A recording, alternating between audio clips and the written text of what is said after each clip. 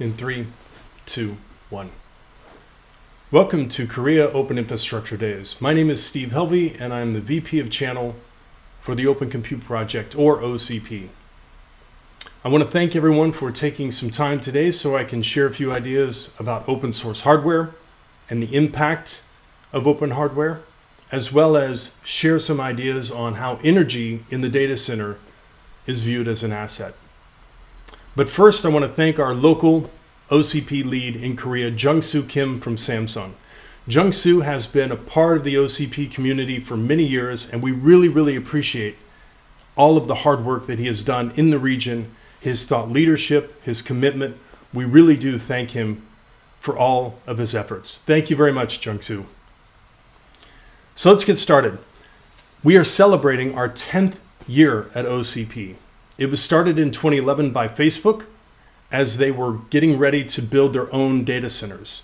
And as they were starting to look at their new data centers as well as design their own hardware, they started to ask themselves some questions. What do we need in this system? Can we get rid of some things? Do we need a centralized power system? Can we run the servers at a higher temperature? These are the type of things that they started to solve in an open source community called OCP.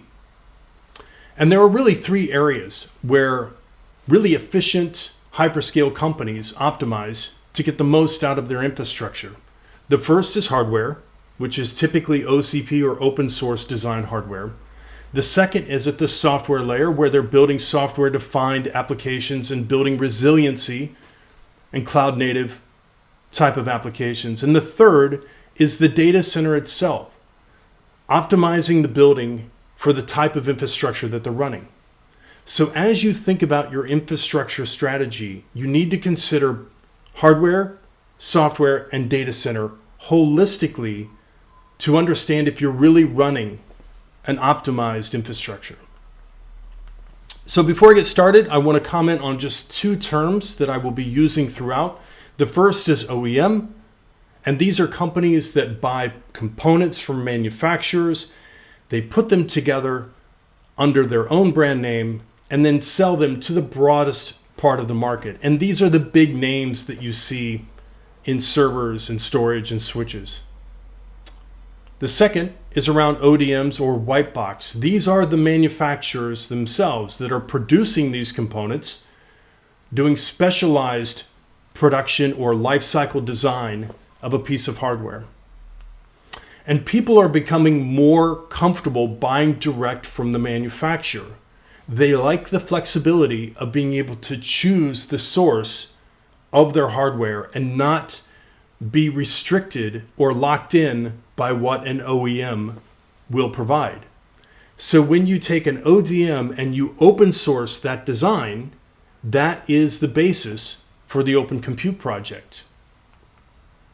And after 10 years, we're approaching $46 billion in revenue in 2025. It is a very significant portion of the IT infrastructure consumption and billing and revenue worldwide. And many people would not know that, but it is a huge business out there around open source hardware being deployed across the enterprises and hyperscalers. And why are people doing this? There's really two key reasons at the top. One is energy reduction, and the second is OpEx reduction. This study is from Omdia Research, which was just released yesterday, and they took a survey of many OCP users saying, why are you doing this? And you can see CapEx is even lower on the list than being open, or the OpEx reduction, or energy reduction. So open source really does have an impact on the way that people view their hardware. How big is OCP? It's 250 plus companies, 8,000 engineers working across multiple projects, producing over 150 products and solutions in the market today. Here's just a quick snapshot of our projects. We have many projects. These are just a few. We span everything from networking, server, storage, rack and power, including open sourcing the firmware, which has been proprietary for many years. There are 4 things that embody everything that we do at Open Compute. It's efficiency, growth, scale, and openness. So every contribution that comes through Open Compute must meet certain requirements around being efficient, scalability, is it open, and how is it going to impact the growth and move the community forward. This is how we measure success at Open Compute. Let me give you an example of some of those efficiencies and openness. This is a server bezel. It is the piece of plastic that goes across the front of a server. And there are hundreds of them in the market. If you buy one server, it has one bezel. Another server may have another bezel. It's called gratuitous differentiation. Different for the sake of being different. Here is an OCP server. You can see it's quite different. Minimalistic designs, vanity-free, and I'll call your attention to these green touch points. These green touch points allows a technician to quickly repair and replace a part on an OCP server without using a tool in a matter of minutes. It allows for a great reduction in OpEx. I'll show you a quick video here of a company in the Netherlands that has showing and demonstrating the efficiency that you get changing a piece of hardware on OCP versus a component on a legacy server.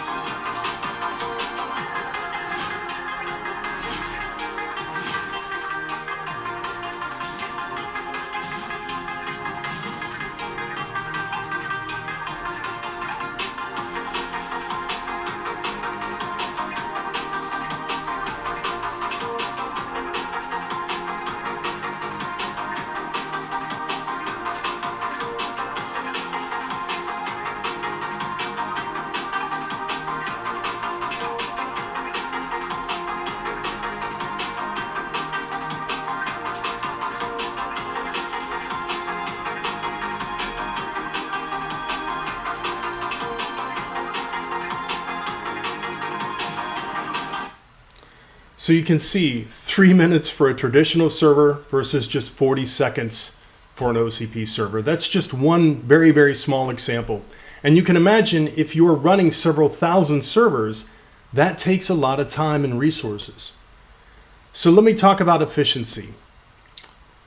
A traditional server, one of those small servers, will have 8 40mm fans across the back of the server. An OCP server has 2 80mm fans. And when you increase the size of the fan, you can decrease the speed of the fan to move the same amount of air, and you can reduce the energy needed to reduce that fan. So you can reduce the speed of the fan by 50%, and you can reduce the energy needed to spin that fan by 7/8 compared to a traditional server. This is where the efficiency really comes in. SK Telecom, a few years ago, they tested OCP versus traditional hardware, and you can see that OCP hardware at 0 workload versus 100% workload, 46 to 50% more efficient on the left. Even at 100% workload, it's 18 to 19% more efficient. IIJ in Japan, they've done similar studies. The orange and yellow are OCP servers, The gray is a traditional server, 14 to 35% more efficient, running the same workloads versus traditional servers. If you ever want to see what is inside a Facebook rack, I've included a link here, and I encourage you to take a look at the video when you have a chance. It's a great summary of how Facebook designs their racks, what makes them more efficient, and some more details around the design and the power usage of that rack. We do have a marketplace within Open Compute. You can go on to opencompute.org and you will see the marketplace where we have integrated solutions, products, as well as some circular economy solutions, which I'll mention in a minute. These solutions can be edge servers, so they can be very small form factor servers that, say, potentially could be used in an airport or a rail station or a telco base station. They can be compute storage servers, as well as network devices as well. And you can see we have open source software across these type of solutions. LinStore for storage, Sardina Systems, which is an OpenStack distribution, Red Hat, Ubuntu, etc. And on the networking side, we run Sonic, as well as many software commercial applications such as Pluribus Networks, and even some ONF, Open Networking Foundation software as well. I do want to call out Samsung, who has really just been a fantastic member in the last year. They have really shown a great deal of commitment to OCP and have contributed a specification for their SSD and their cloud hard drive. And so you can go online to opencompute.org and you can see Samsung's specification, and you can read more about the design that they've contributed to Open Compute. So my appreciation goes out to the folks at Samsung for all of their hard work, and Jungsu leading that effort. Another good example of how someone is using Open Compute hardware is on the edge. So as I'd mentioned, these very small form factor servers that can be put in different locations at the edge. This is an example where Nokia is using one of these small OCP servers along with Intel to manage a fish farm and video analytics and fish traceability in Norway. And you can see the savings there. So these are really interesting use cases that we see for open source hardware where traditional hardware would not necessarily be a great fit. So let me move on to my second topic, where data center energy, the heat that is being used in this data center and how it's viewed as an asset by some. 7 in 10 enterprises plan to increase their data center investments in the next 24 months. That's not a really surprising number to me. 7 in 10 makes sense. I would assume that most people are going to work on some aspect of their data center in the next 24 months.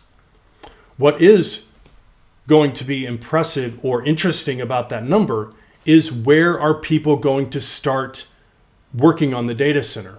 You can see more efficient equipment is number one, renewable energy sources, minimal recyclable components, or with a minimum of non-recyclable components, renewed energy, as well as liquid cooling.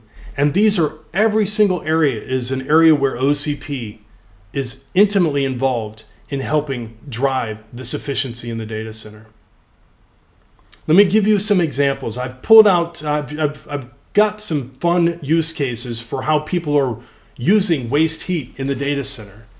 This is an example in Norway again, where Green Mountain, which is a data center operator, is going to use waste heat to help manage a Norwegian lobster farm and regulate the temperature of a land-based lobster farm.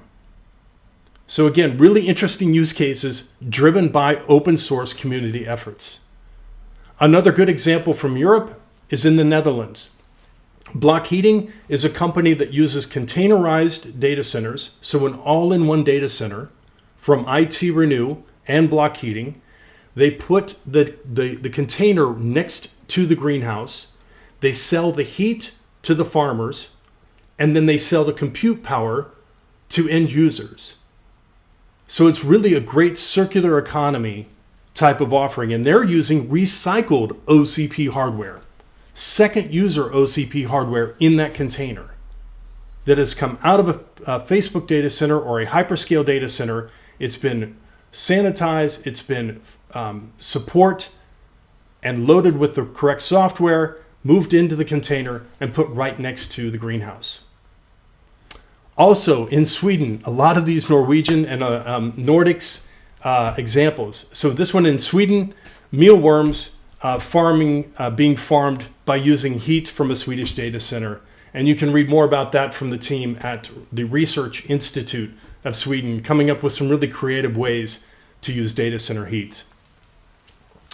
This company out of France, I wanted to spend just a minute. They gave this talk just a couple days ago at the OCP Summit, and they do recycled heat in a slightly different way from the data center. So this is a traditional data center. You see it there in the middle. You have the power plant providing power and heat to the houses on the right, and then all of that waste heat coming out of the data center is wasted. But look at the way that the folks at Carnot in Paris do this slightly different. In the bottom or in the building of a school or a housing project, they can put a micro data center and they can provide IT services, again, to end users that may be in the building, outside of the building, and then they recycle that heat as well up through that building, reusing that heat. And they have built this micro data center grid in different parts of Europe where they are really expanding this heat reuse technology. Again, using second user or refurbished OCP hardware. So now you have recycled hardware from OCP, and a combination of some new and used. They're recycling the heat as well for heat reuse. And they're doing this for schools and communities and office buildings all throughout Europe.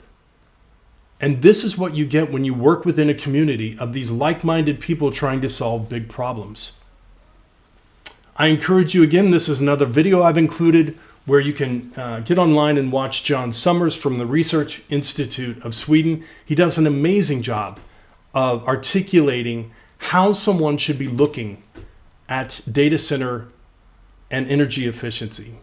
So it's a really, really detailed examination of the way that we should be looking at this over the next 10 years. I mentioned this second user or repurposed hardware that we have as well. So we have new OCP hardware from manufacturers, and we have that hardware that is only 2 or 3 years old, that is being moved out of a hyperscaler, that is still being deployed at scale in enterprises in APAC, in Europe, as well as North America. Running Kubernetes, running Red Hat, you can have a full rack solution, or you can even have a full containerized solution, which could be parked next to a hospital or in a rural area, providing edge compute services. So IT Renew, available on our website. I highly encourage you to take a look at some of these cost-effective second user circular economy solutions. And lastly, we're having a virtual replay of all the sessions. Our global summit was the 9th and 10th of November. All of these sessions that I mentioned here throughout today will be available, including many more technical sessions, over 200 different sessions if you wanted to get more of OCP technical acumen. How to get involved? The first thing I would do is I would contact Jung-Soo. Jung-Soo is our go-to person in Korea.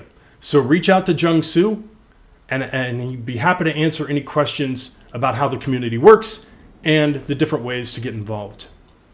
You can, of course, visit the OCP Marketplace. You can reach out to me directly as well, steve@opencompute.org. You can become a member. You can join a project, collaborate, and contribute. So with that, thank you very much. I hope you learned just a little bit today, and enjoy the rest of Korea Open Infrastructure Days. Thank you very much.